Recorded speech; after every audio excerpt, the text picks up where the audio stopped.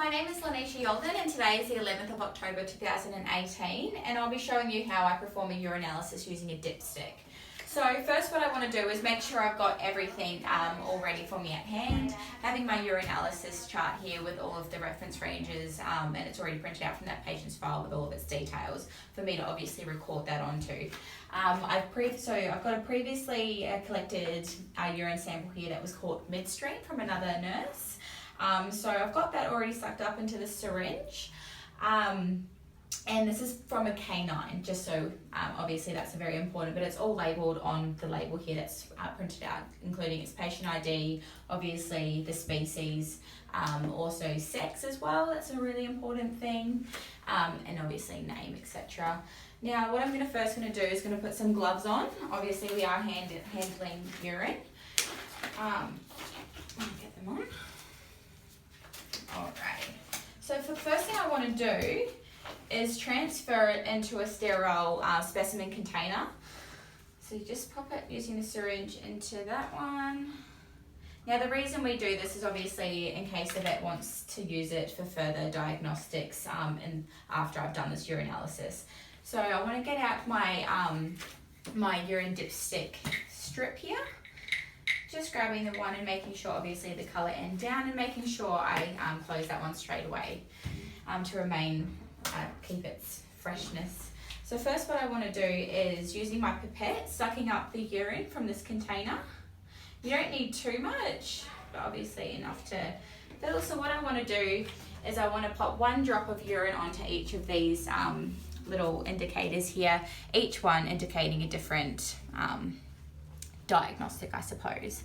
So what you do is just one drop onto each of these ones. There is another way to do it. You can submerge it straight into a kidney dish or something of urine, but I like to do it this way because then you're knowing exactly how much time it's actually been on that one there. So you do want to wait the 60 seconds prior to actually recording any of these diagnostics, simply because otherwise it's just not having that extra time to sleep in.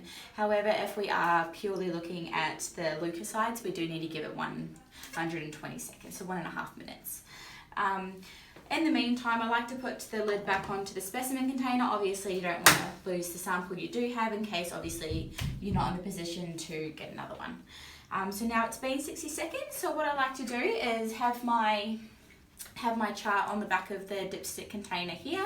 You can have other sources like this one here, but I like to use this as it's easy to understand for me.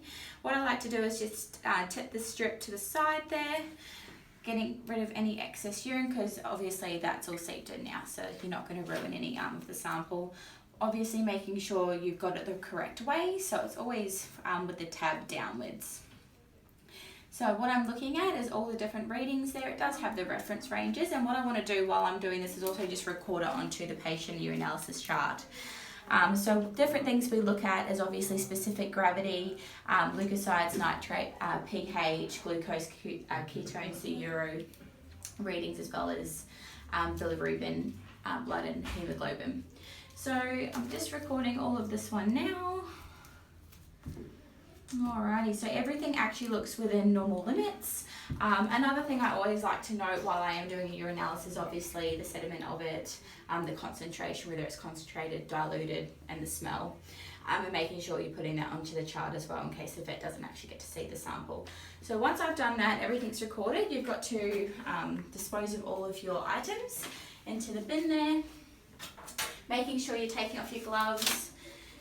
And then also washing your hands as well, because obviously we know that gloves don't completely get against infections there. Alrighty, that one's all done. So now I'm going to go give that urinalysis to the vet there and for him to have a look at. That's how I do a urinalysis.